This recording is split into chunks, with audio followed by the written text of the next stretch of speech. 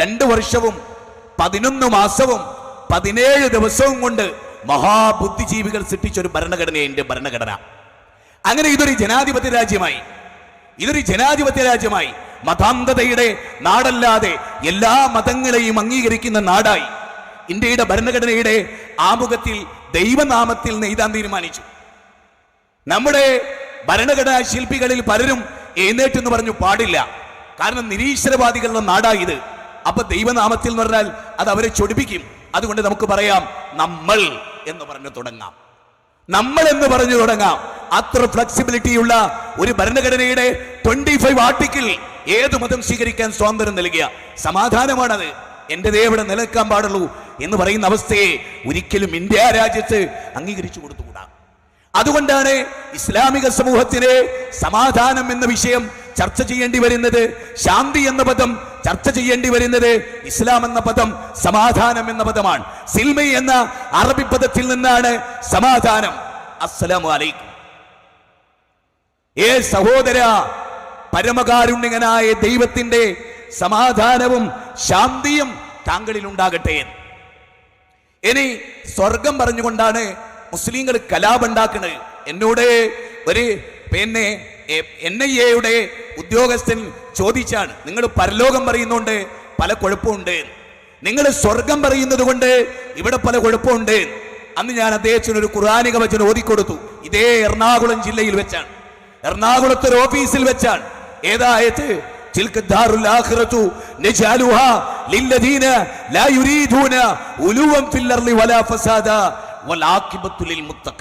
അതായിരുന്നു ഖുർആനിലെ സൂറത്ത് ഖസസ് 28-ാം അധ്യായം 83-ാമത്തെ വചനം. ഒരു മുസൽമാൻ നെഞ്ചിലേറ്റേണ്ട വചനം. തിൽക ദാറുൽ ആഖിറത്തു നജഅലുഹാ ലില്ലദീന ലാ യുരീദൂന ഉലുവൻ ഫിൽ അർളി വലാ ഫസാദ. ആർക്കുള്ളതാണ് സ്വർഗം? ആർക്കാ സ്വർഗം? പിച്ചാത്തി എന്തി നടക്കുന്നവനാ? AK-47 എന്തി നിരപരാധിയെ കൊല്ലുന്നവനാ? ബോംബായി പൊട്ടുന്നവനാ? ആത്മഹത്യാ സ്ക്വാഡുകളായി പ്രവർത്തിക്കുന്നവർക്കാ? ആർക്കാ? ലാ യുരീദൂന, ആ വ്യക്തി ഉദ്ദേശിക്കുന്നില്ല.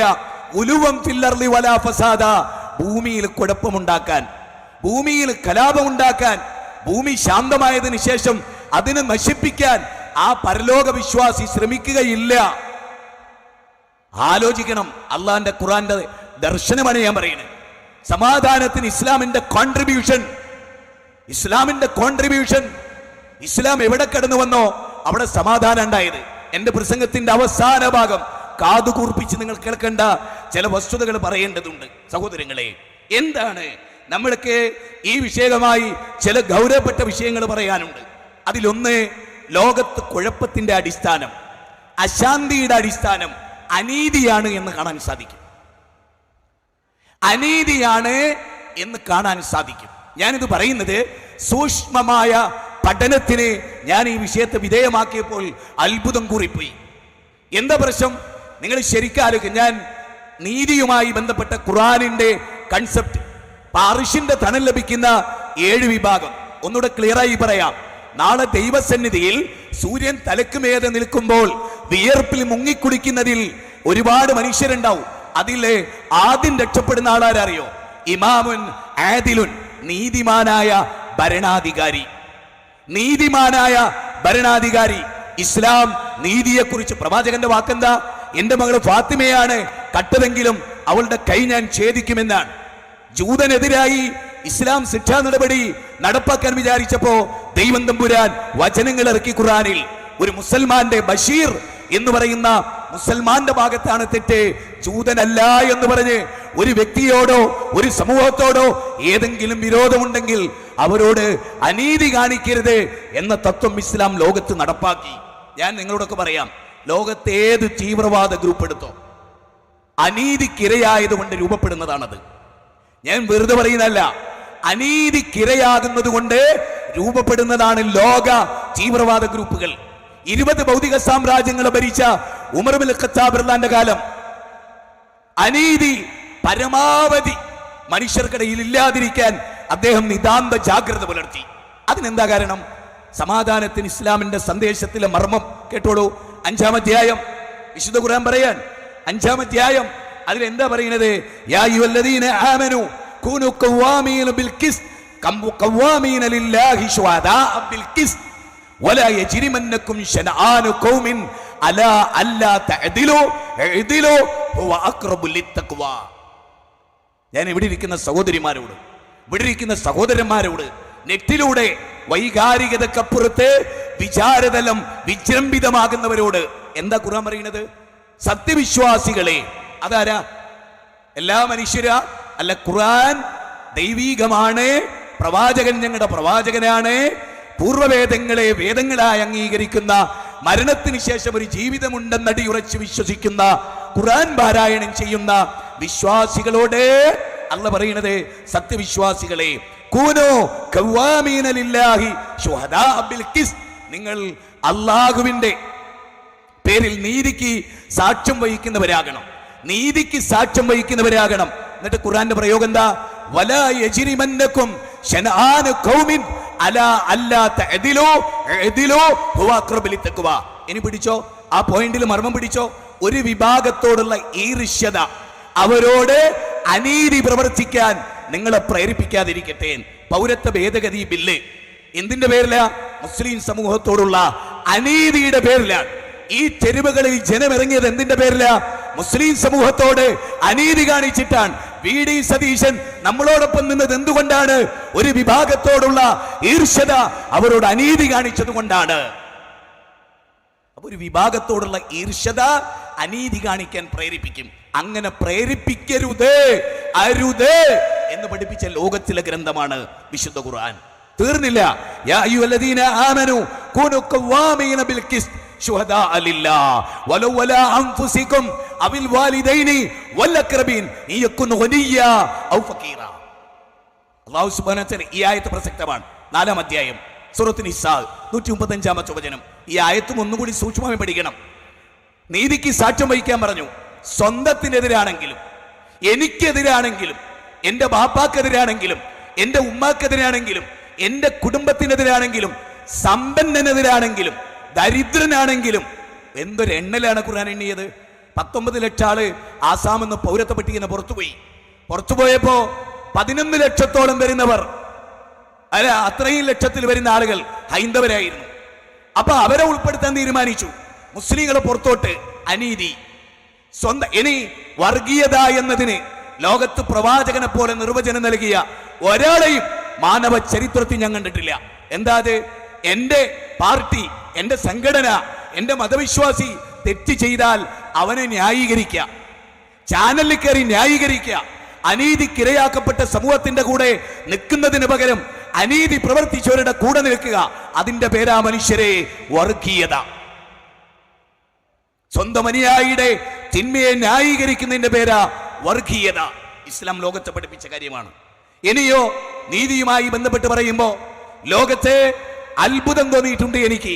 മഹാനായ ഖലീഫ ഉമർ, അദ്ദേഹത്തിന് ഒരു കത്ത് കിട്ടി. ആ കത്ത് ആരാ എഴുതിയത്? ക്രൈസ്തവരാണ് എഴുതിയത്. ആ കത്തിന്റെ കണ്ടന്റ് എന്താണ്? കണ്ടന്റ് ഇതാണ്: ക്രിസ്തീയ രാജ്യമായ ഞങ്ങളുടെ രാജ്യം ദയവ് ചെയ്ത് പടച്ചോനോർത്ത് നിങ്ങൾ ആക്രമിച്ച് കീഴ്പ്പെടുത്തണം. ഞങ്ങളുടെ ക്രിസ്ത്യൻ ഭരണാധികാരികളെ നിങ്ങൾ ആക്രമിച്ച് കീഴ്പ്പെടുത്തി അവരുടെ അനീതിയുടെ കരാളാസ്തങ്ങളിൽ നിന്ന് നീതിയിൽ അധിഷ്ഠിതമായ ഇസ്ലാമിന്റെ ഭരണം നിങ്ങളിവിടെ സ്ഥാപിക്കണം. അർണോൾഡ് ടോയംബി വിശ്വവിഖ്യാതമായ ദ സിവിലൈസേഷൻ ഓൺ ട്രയൽ എന്ന ഗ്രന്ഥത്തിൽ പറഞ്ഞു.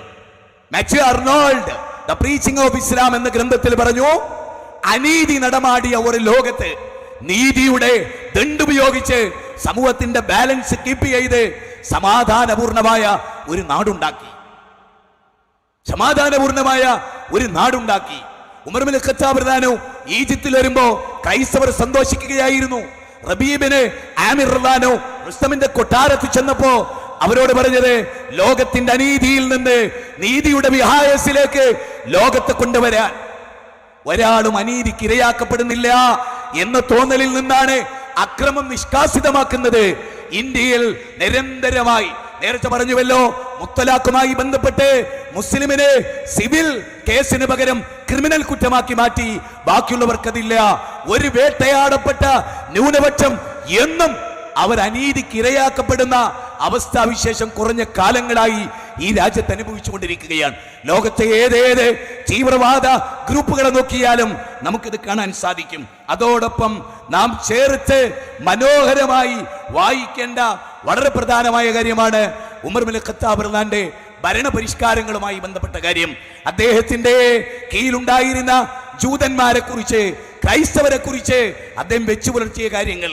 ഉമറിന്റെ ഭരണമാണ് ഇന്ത്യയിൽ ഇഷ്ടപ്പെടുന്നത് എന്ന് ഗാന്ധിജി വെറുതെ പറഞ്ഞതല്ല, കെജ്രിവാൾ വെറുതെ പറഞ്ഞതല്ല. ആ ഭരണം അവർ ആഗ്രഹിക്കാൻ ഒരു കാരണമുണ്ട്. ഉമർ ഇബ്നുൽ ഖത്താബ് റളിയല്ലാഹു അൻഹു നടന്നു പോവുകയാണ്.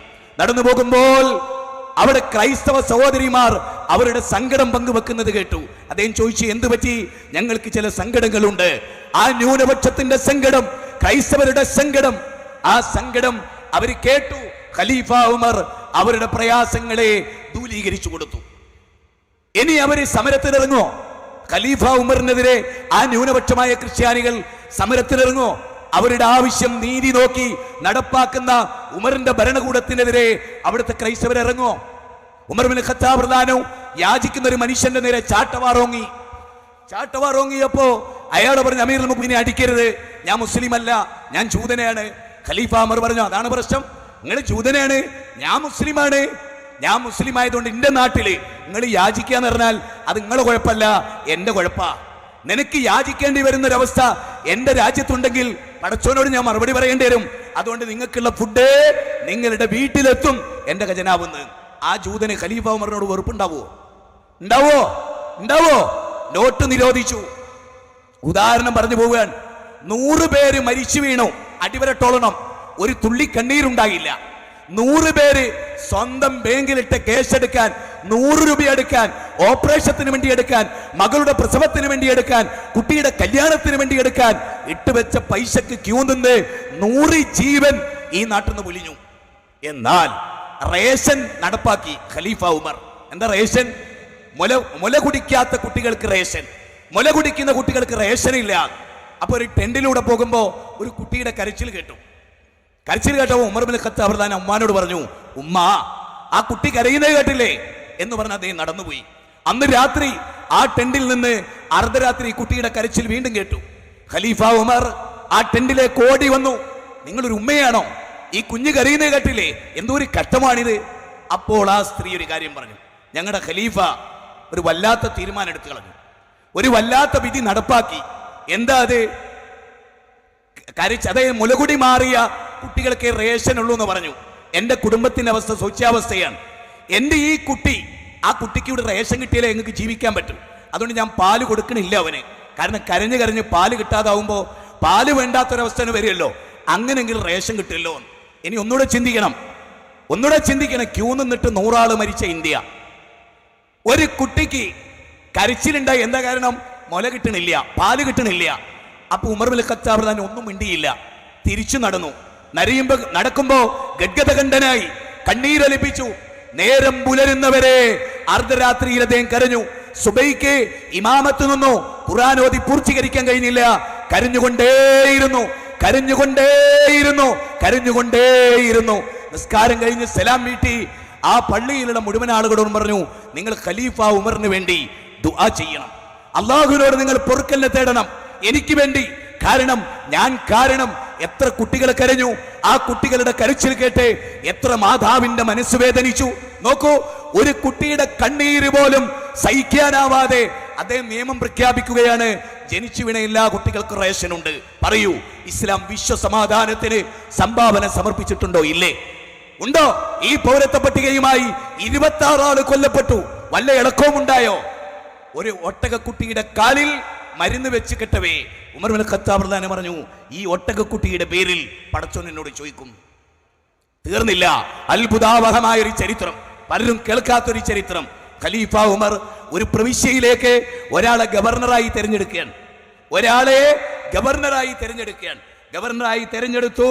അങ്ങനെ ഒപ്പിട്ടു, അഗ്രിമെന്റ് എഴുതി ഒപ്പിട്ടു. ആ ഒപ്പിട്ടപ്പോൾ ഒരു സംഭവം ഉണ്ടായി. ഒപ്പിട്ടിട്ട് അദ്ദേഹം ഒരു വിവരം അറിയാൻ, ഏതൊരു മനുഷ്യനെയാണോ ഗവർണറാക്കാൻ പോകുന്നത് അയാൾ സ്വന്തം കുട്ടികളെ ചുംബിക്കാറില്ല. പെരുമ്പാവൂരിലെ സമ്മേളനത്തിൽ പങ്കെടുക്കുന്ന മുസ്ലിമീങ്ങളോട് സൈലന്റായി ഞാനൊന്ന് പറഞ്ഞോട്ടെ. എന്ത്? സ്വന്തം ബീജത്തിൽ പിറന്ന കുട്ടികളെ ചുംബിക്കാറില്ല. ഖലീഫ ഉമർ എന്താ ചെയ്തറിയോ? ആ എഗ്രിമെന്റ് ഇങ്ങനെ കീറിപ്പറിച്ചിട്ട് പറഞ്ഞു, അന്നെ ഗവർണറാക്കാൻ ഈ രാജ്യത്ത് പറ്റൂല. സ്വന്തം മക്കളോട് കാരുണ്യമില്ലാത്ത ഇയാണോ അന്യ ജനങ്ങളോടും അന്യ മതക്കാരോടും കാരുണ്യം കാണിക്കുന്നത്? അതുകൊണ്ട് നിന്നെ പറ്റില്ല. ഇങ്ങനെ ഒരു ചരിത്രം മാനവ ചരിത്രത്തിൽ ഒരു മതത്തിനുമില്ല, ഒരു ദർശനത്തിനുമില്ല. അത് അള്ളാന്റെ മതത്തിനല്ലാതെ. അള്ളാന്റെ മതം അങ്ങനെ ആയതെന്താ അറിയോ? അള്ളാഹ്ക്ക് കക്ഷിത്തല്ല, അള്ളാഹുവിന് ജാതീയതല്ല, അള്ള ബ്രാഹ്മണനല്ല, അള്ള എല്ലാ മനുഷ്യരുടെയും സൃഷ്ടാവാണ്. അതാണ് ഇസ്ലാമിന്റെ ഏറ്റവും വലിയ പ്രത്യേകത. ഏറ്റവും വലിയ പ്രത്യേകത ഇസ്ലാമിന്റെ ഏറ്റവും വലിയ. ഇനി നിങ്ങൾ ആലോചിച്ച് നോക്കിക്കേ, കുടുംബരംഗം, ലോകത്ത് സമാധാനം ഉണ്ടാകാൻ ഇസ്ലാം പറഞ്ഞ വളരെ ചുരുങ്ങിയ വാചകം നിങ്ങൾ ആലോചിച്ച് നോക്കൂ. ലിതസ്കുനു ഇലൈഹാ, അവളിലേക്ക് സമാധാനമടയാൻ. വീട് മസ്കന്നാണ്, ശാന്തിഗ്രഹം, സമാധാനത്തിന്റെ ഭവനം. ലിയോ ടോൾസ്റ്റോയ് ലോകം കണ്ട ഏറ്റവും വലിയ നേതാവായിരുന്നു, ഗാന്ധിയോളം ഉയർന്ന ആളായിരുന്നു. ആ ലിയോ ടോൾസ്റ്റോയ് ഭാര്യയുമായി എന്നും തർക്കിക്കുമായിരുന്നു. അപാരമായ ചീത്ത പറഞ്ഞ് ലിയോ ടോൾസ്റ്റോയ് ഭാര്യയുമായി പിണങ്ങി നടന്നു. 80-ാമത്തെ വയസ്സിൽ ലിയോ ടോൾസ്റ്റോയ് നടന്ന് 82 മൈലപ്പുറത്തുള്ള ഒരു റെയിൽവേ സ്റ്റേഷനിലെത്തി. ഭാര്യയുമായി ശണ്ട കൂടി അശാന്തിയുടെ വീട്ടിൽ നിന്ന് ശാന്തി തേടി ലിയോ ടോൾസ്റ്റോയ് യാത്ര ചെയ്ത് ഒരു റെയിൽവേ സ്റ്റേഷന്റെ ഇരിപ്പിടത്തിലിരുന്ന് അറ്റാക്ക് വന്ന് മരിച്ചുപോയി. ലോകം കണ്ട ഏറ്റവും വലിയ സാഹിത്യകാരൻ അന്നാ കരീന, യുദ്ധവും സമാധാനവും സ്ത്രീ മതങ്ങളിലും ദർശനങ്ങളിലും എന്നൊക്കെ ഗ്രന്ഥങ്ങൾ എഴുതിയ ലിയോ ടോൾസ്റ്റോയ് ഭാര്യയുമായി പിണങ്ങി മരിച്ചു. റെയിൽവേ സ്റ്റേഷനിൽ വീണു, മഞ്ഞ് മൂടിക്കിടന്നു. തൂത്തുവാരുന്ന വ്യക്തി മഞ്ഞ് മാന്തിയപ്പോ ലിയോ ടോൾസ്റ്റോയ് ആയിരുന്നു. 9 ഭാര്യമാരുടെ കൂടെ വിശ്വാചാര്യൻ, ലോകത്തിന്റെ ഗുരു ജീവിച്ചു. ആ ലോകത്തിന്റെ ഗുരു ജീവിച്ചപ്പോൾ ആ ലോകത്തിന്റെ ഗുരു ആയിഷ ബീവിയുടെ മടിത്തട്ടിൽ തലവെച്ച് രണ്ടുപേരുടെയും ഉമിനീര് ഒന്നു ചേർന്ന് ആഹ്ലാദകരമായി സമാധാന ചിത്തമായി ജീവിച്ചു മരിച്ച പ്രവാചകനിലല്ലാതെ ആരിലാ മാതൃക? ഹോളിവുഡ് താരത്തിൽ മാതൃകയുണ്ടോ? നടീനടന്മാരിൽ മാതൃകയുണ്ടോ? കായിക താരങ്ങളിൽ മാതൃകയുണ്ടോ? കുടുംബ കോടതിയിൽ ഡൈവേഴ്സിന് വന്നു നിൽക്കുന്ന ക്യൂവിന് വല്ല കണക്കുമുണ്ടോ? അവിടെ ഇസ്ലാം. അമ്മയുമായി ലൈംഗിക ബന്ധത്തിൽ ഏർപ്പെടുമെന്ന് പറയുന്ന മനു പ്രസാദിന്റെ ഭൗതിക ചിന്തകളുടെ ലോകമല്ല ഇത്. അമ്മക്ക് പവിത്രമായ സ്ഥാനം നൽകിയ, അമ്മക്ക് വ്യക്തമായ സ്ഥാനം നൽകിയ ഇമാം റാസിയെ പോലെ എനിക്കെന്റെ ഉമ്മ മതി, അനന്തരമായ ഒരു സ്വത്തും വേണ്ട. എന്റെ ഉമ്മ മരിക്കുക വഴി എന്റെ സ്വർഗത്തിന്റെ കവാടം കൊട്ടിയടക്കപ്പെട്ടു എന്ന് പറഞ്ഞ അബ്ദുല്ലാഹ് മുബാറക്കിനെ പോലെയുള്ളവരെ ഇസ്ലാമിന് സൃഷ്ടിക്കാൻ സാധിച്ചു. ഇസ്ലാമിന്റെ യുദ്ധരംഗം ഏറെ വിമർശനാത്മകമാണ്. ഞാൻ ഗൗരവമായി ചോദിക്കട്ടെ, മക്കയിൽ നിന്ന് മദീനയിലേക്ക് അബൂജഹലാണോ പോയത്? അബൂലഹബാണോ പോയത്? അവിടുത്തെ ബൗദ്ധൈവ വിശ്വാസികളാണോ ഏകദൈവ വിശ്വാസിയായ മുഹമ്മദ് നബിയെ പേടിച്ച് പോയത്? അതോ ബൗദ്ധൈവ വിശ്വാസികളെയും ഇതര മതക്കാരെയും അതിൽപ്പെട്ട ഒരുവിധപ്പെട്ട ആളുകളിൽ നിന്ന് വ്യത്യസ്തമായി അവര് പീഡിപ്പിച്ചതിന്റെ പേരിൽ മുഹമ്മദ് നബിയാണോ പോയത്? ബാപ്പ ആസർ അർജുമന്നക്ക് വൈജുർണി മലിയ എന്ന് പറഞ്ഞ് ഇബ്രാഹിമാണോ നാട് വിട്ടുപോയത്? ഫിറൗനിനെ പേടിച്ച് മൂസാ നബിയാണോ നാട് വിട്ടുപോയത്? അങ്ങനെ ഏകദൈവ വിശ്വാസികളെല്ലാം ബിലാൽ അബുദൈവ വിശ്വാസികളെ പീഡിപ്പിച്ചില്ല. ബിലാലിൽ നിന്ന് നെഞ്ചത്ത് കല്ല് കയറ്റി വെച്ചവർ ആരായിരുന്നു? പരിശോധിക്കപ്പെടേണ്ടതാണ്. ഇനി ഞാൻ ഗൗരവമായ 1-2 മിനിറ്റ് കൂടി എടുത്ത് കാര്യങ്ങൾ പറഞ്ഞുകൊള്ളട്ടെ. ഇന്ത്യയിലെ മുസ്ലിങ്ങളെ ആരൊക്കെ വെറുക്കുന്നു? ലോകത്തിലെ മുസ്ലിങ്ങളെ ആരൊക്കെ വെറുക്കുന്നു? നിങ്ങളുടെ വെറുപ്പിന്റെ കാരണം ഞങ്ങൾക്ക് ഇന്നും മനസ്സിലായിട്ടില്ല. ഞാൻ ചില ചോദ്യങ്ങൾ ചോദിച്ചു പോവുകയാണ്, ഓർഡർ അനുസരിച്ച് എഴുതി ചോദിച്ചു പോവുകയാണ്. റഷ്യൻ വിപ്ലവം നടന്നു, അതേപോലെ ഫ്രഞ്ച് വിപ്ലവം നടന്നു. ആരാ നേതൃത്വം നൽകിയത്? മുസ്ലിങ്ങളായിരുന്നുവോ? ആരാ കോടിക്കണക്കിന് മനുഷ്യരെ കൊന്നത്? മുസ്ലിങ്ങളായിരുന്നുവോ? അതുപോലെ 2 ലോകമായുധങ്ങൾ നടന്നു, ലോകത്തെ അശാന്തി വിതച്ചു, മുസ്ലിങ്ങളായിരുന്നുവോ? അതിന് നേതൃത്വം നൽകിയത്?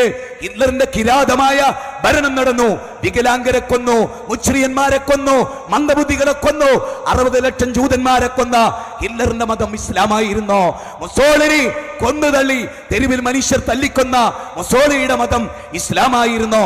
ഇറാഖിലെ ത്രിമൂർത്തി രാജ്യങ്ങൾ അമേരിക്കയും ബ്രിട്ടനും ഇസ്രയേലും ചേർന്ന് ഇറാഖിലെ ലക്ഷോപലക്ഷം മനുഷ്യരെ വയ്യാധാരമാക്കിയതും കൊന്നൊടുക്കിയതും ഗാസയിലെ കുട്ടികളെ കൊന്നതും മുസ്ലിങ്ങളായിരുന്നുവോ? 10 ലക്ഷത്തോളം വരുന്ന മുസ്ലിങ്ങളെ കൊന്ന ISIS-ന് അമേരിക്കയല്ലേ രൂപകൽപ്പന നൽകിയത്? 2001 സെപ്റ്റംബർ 11 വേൾഡ് ട്രേഡ് സെന്ററും പെന്റഗണും തകർത്തതിൽ മുസ്ലിങ്ങൾ അല്ല എന്നതല്ലേ രേഖയുള്ളത്? പുൽവാമയിലെ അക്രമം ആസൂത്രിതമായി ചില രാഷ്ട്രീയ നാടകമായിരുന്നു എന്നല്ലേ പറയുന്നത്? സഹോദര, മഹാത്മാഗാന്ധിയെ കൊന്നത് ബഷീർ അല്ലല്ലോ, സുബൈർ അല്ലല്ലോ, മുഹമ്മദ് അല്ലല്ലോ, അബ്ദുൽ കലാം ആസാദ് അല്ലല്ലോ. ഇന്ദിരാഗാന്ധിയെ കൊന്നത് മുസൽമാനല്ലല്ലോ, രാജീവ് ഗാന്ധിയെ കൊന്നത് മുസൽമാനല്ലല്ലോ. 1949 സന്യാസിയല്ലേ ബാബരി മസ്ജിദിന്റെ ഉള്ളിൽ ബിംബം കൊണ്ടുവച്ച് കലാപമുണ്ടാക്കിയത്? ബാബരി മസ്ജിദ് പൊളിച്ചത് 1992 മുസ്ലിങ്ങളായിരുന്നുവോ? ബാബറിന്റെ ഡൽഹിയിലെ വസിയ്യത്ത് നമ്മൾ മറന്നുപോയോ? മോനെ, ഈ രാജ്യത്തെ സൗഹൃദത്തിന്റെ രാജ്യമാക്കി നിലനിർത്താൻ പറഞ്ഞ ഭഗവാൻ ഗിദ്വാനി ഇന്ത്യയുടെ ആത്മാവ് കണ്ടെത്തിയ പ്രഥമ പുരുഷൻ എന്ന് വിളിച്ച ടിപ്പു സുൽത്താനാണോ ഈ രാജ്യത്തെ കുഴപ്പക്കാരൻ? ബ്രിട്ടീഷുകാരുടെ പേടി സ്വപ്നമായ വാര്യംകുന്നത്ത് അഹമ്മദാജിയാണോ ഈ രാജ്യത്ത് 7 തവണ മാപ്പെഴുതി കൊടുത്ത ബീരു സവർക്കറാണോ? അല്ല, മുഖം മൂടി അഴിച്ചു മാറ്റി നെഞ്ചിലേക്ക് വെടിയുണ്ടേൽക്കുമ്പോൾ അത് കണ്ടുകൊണ്ട് മരിക്കണമെന്ന് പറഞ്ഞ വാര്യംകുന്നത്ത് അഹമ്മദാജിയാണോ?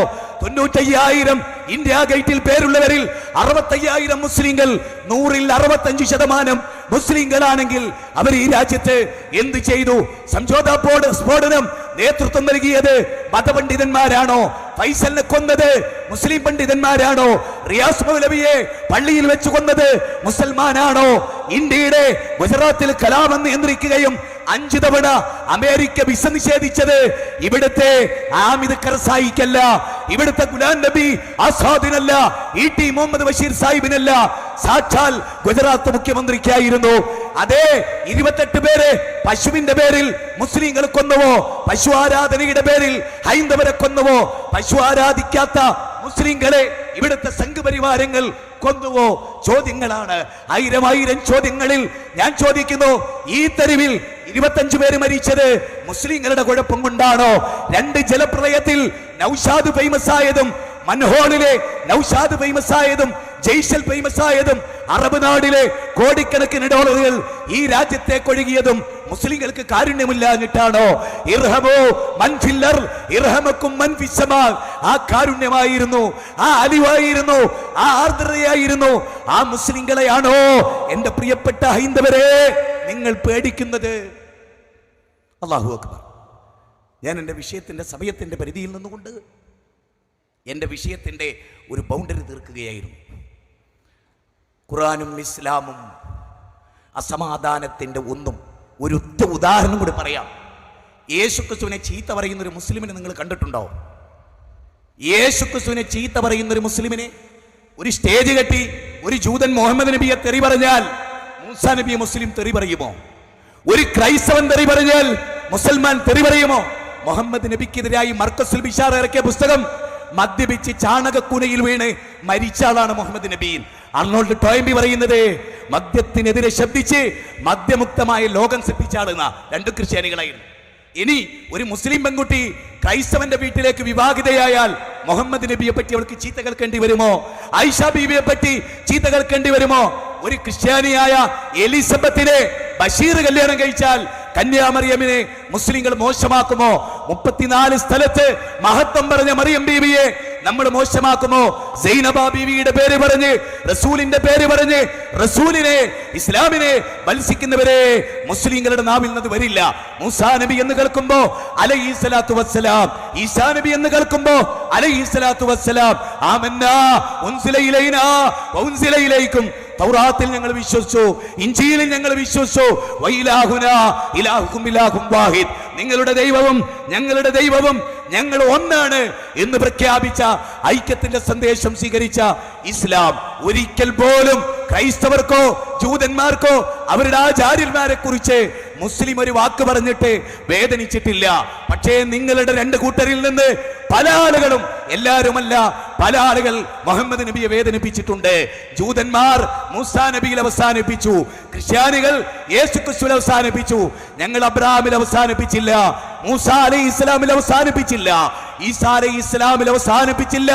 ലാ നുഫർരിഖ് ബൈന അഹദിൻ മിർ റുസൽ. ഈ സഹിഷ്ണുത ലോകം കാണാതെ പോയാൽ അറിവുള്ളവരും അറിവില്ലാത്തവരും തമ്മിലുള്ള മഹാപോരാട്ടത്തിലായിരിക്കും നമ്മൾ എന്ന് മാത്രം സൂചിപ്പിച്ചുകൊണ്ട് ഈ മഹാസദസ്സിനോട് പഠിക്കണേ, പഠിച്ചു ചെല്ലണേ. ലോകത്തിന്റെ സകല വീടുകളിലും ശാന്തിദൂതരായി നിങ്ങൾ കടന്നു ചെല്ലണേ. വയാ ഖൗമി മാലി യദൂകും ഇലൻ നജാത്ത് വതദൂനനി ഇലൻ നാർ. ഞങ്ങൾ നിങ്ങളെ ക്ഷണിക്കുന്നത് വിജയത്തിലേക്കാണ്, നിങ്ങൾ ഞങ്ങളെ ക്ഷണിക്കുന്നത് നരകത്തിലേക്കാണ് എന്ന ഖുർആന്റെ 40-ൽ 41 പറഞ്ഞില്ലേ? അത് ഓർത്തുകൊണ്ട് നമ്മൾ മുന്നോട്ട് പോവുക. സർവശക്തൻ അനുഗ്രഹിക്കുമാറാകട്ടെ.